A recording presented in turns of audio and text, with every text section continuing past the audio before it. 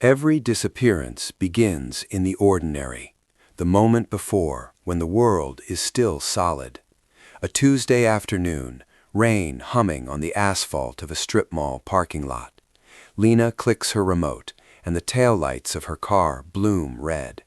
The air is damp, metallic with the scent of a storm, and in the space of 3 steps, she vanishes into the shadows between the streetlights.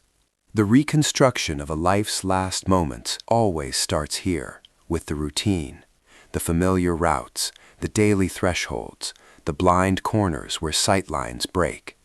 The vanishing hour is rarely midnight. It is the shift change, the afternoon drizzle, a doorway where the light suddenly fails, and investigators are left with the first, most critical question: was she targeted, or was she simply there?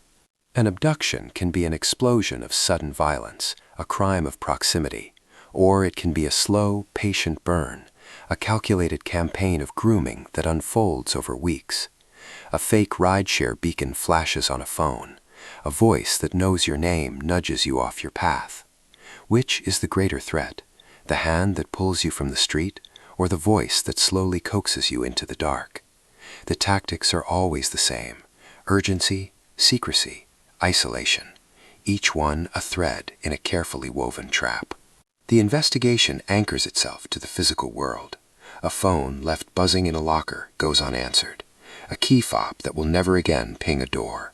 Security footage offers islands of certainty, but they float in a vast ocean of blind spots. Investigators assemble receipts, transit records, and grainy camera frames, piecing together a timeline. They must delete every guess that cannot be proven. And today, the paradox is sharper than ever. We live surrounded by cameras, our pockets filled with devices that track our every move. Yet the gaps in coverage remain.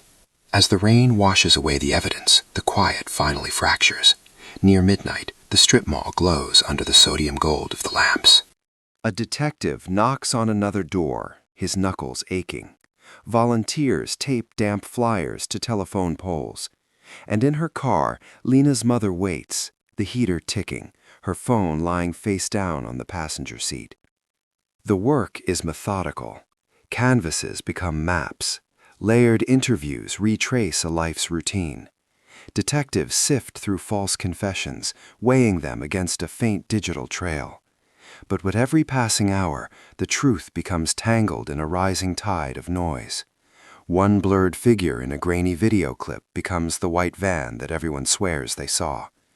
The media cycle spins, and while amateur sleuths can unearth clues, they can also misidentify neighbors and poison timelines. A false post can circle the globe in minutes, while a correction arrives days later, if at all. For the people at the center of the storm, the cost is immeasurable. Hope and grief become a daily ritual. Lena's mother sets an extra plate at the dinner table, then finds she cannot eat. What truly moves a case forward is not spectacle, but care. It is the trauma-informed officer who doesn't demand a linear memory from a witness. It is the cold case detective who reopens a dusty box with new eyes. If you want to help, share official bulletins. Write down exactly what you saw, but never name a name you only suspect. Some stories end in heartbreaking recovery. Others simply remain open, a thread of a life waiting to be found.